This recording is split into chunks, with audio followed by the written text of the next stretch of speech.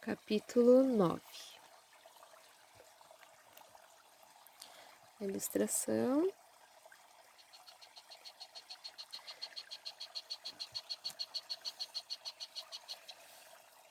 No qual os sábios nada descobrem, mas o próprio Tisto faz uma descoberta.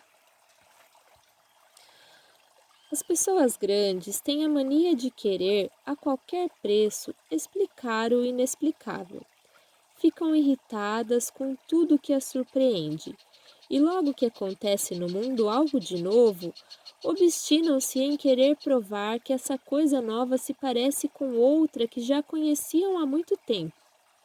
Se um vulcão se extingue, calmamente como um cigarro, eis logo uma dúzia de sábios com lunetas debruçando na cratera, escutando, cheirando, descendo por meio de cordas, esfolando joelhos, enchendo tubos de ar, fazendo gráficos, discutindo, em vez de constatar simplesmente: este vulcão parou de fumegar.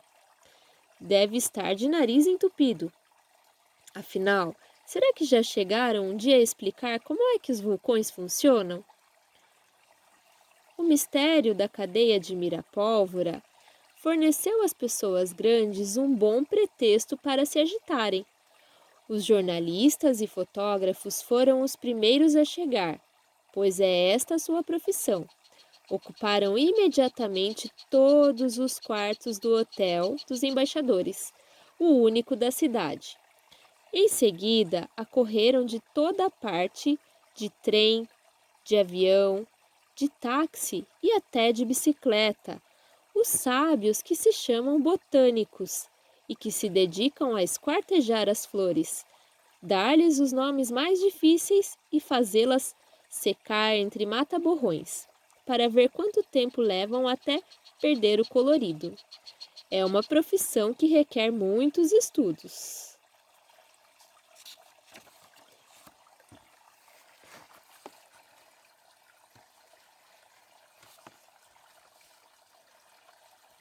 Quando os botânicos se reúnem, eles formam um congresso.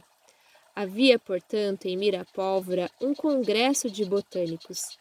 Mas se existe uma infinita variedade de flores, em compensação, só conhecemos 3 espécies de botânicos: os botânicos ilustres, os botânicos afamados e os botânicos eminentes. Eles se cumprimentam, chamando-se senhor, senhor professor, meu prezado confrade.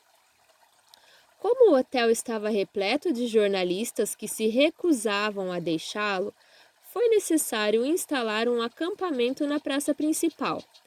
Parecia um circo, mas bem menos divertido.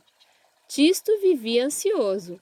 Se descobrem que fui eu, segredou ao bigode, vai ser um Deus nos acuda. Não te preocupes, respondeu o jardineiro. Essa gente não sabe fazer nem mesmo um buquê. Aposto os meus bigodes como nada descobrirão. Com efeito, ao cabo de uma semana durante a qual examinaram à lente cada flor e cada folha, os sábios continuavam na mesma. As flores da cadeia não passavam de flores iguais às outras. Era preciso reconhecer. Sua única extravagância era terem crescido numa noite. Então, os sábios começaram a discutir, acusando-se uns aos outros de mentira, fraude e ignorância. E então o acampamento ficou igualzinho a um circo. Mas um congresso deve sempre terminar com uma declaração oficial. Os botânicos, portanto, acabaram redigindo a sua, cheia de palavras em latim, para que ninguém pudesse entender.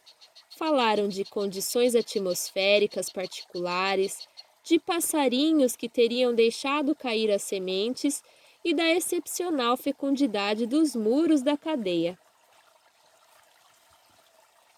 resultante de certo uso que os cães de Mirapólvora faziam deles. Em seguida, foram embora para um outro lugar onde haviam descoberto uma cereja sem caroço, e Tisto recuperou a antiga tranquilidade. E os prisioneiros no meio disso tudo? Vocês devem estar com vontade de saber o que pensavam a respeito, pois fiquem sabendo que a surpresa, agitação e emoção dos botânicos nada foram em comparação com o deslumbramento dos prisioneiros. Como já não viam grades em suas celas, nem arame farpado ou pontas de ferro sobre os muros, esqueceram-se de fugir. Os mais resmungões pararam de reclamar, tão entusiasmados estavam em contemplar o que os cercava. Os maus perderam o costume de zangar-se e brigar. A madressilva que brotava nas fechaduras impediam as portas que fechassem, mas os próprios ex-prisioneiros recusaram-se a ir embora, tal o gosto que tomaram pela jardinagem. E a cadeia de Mirapólvora foi apontada como modelo em todo o mundo. Quem ficará mais contente? Tisto, é claro. Ele triunfava em segredo, mas cansa guardar um segredo. Quando a gente está feliz, sente vontade de dizê-lo e até mesmo de gritá-lo.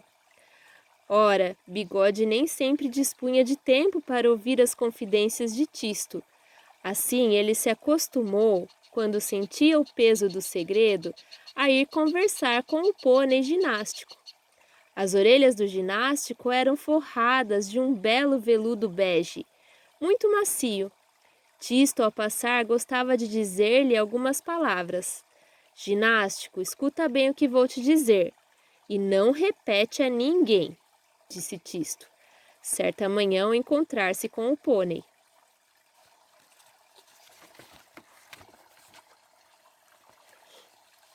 Ginástico mexeu com a orelha. Descobri uma coisa extraordinária, disse Tisto em voz baixa. As flores não deixam o mal ir adiante.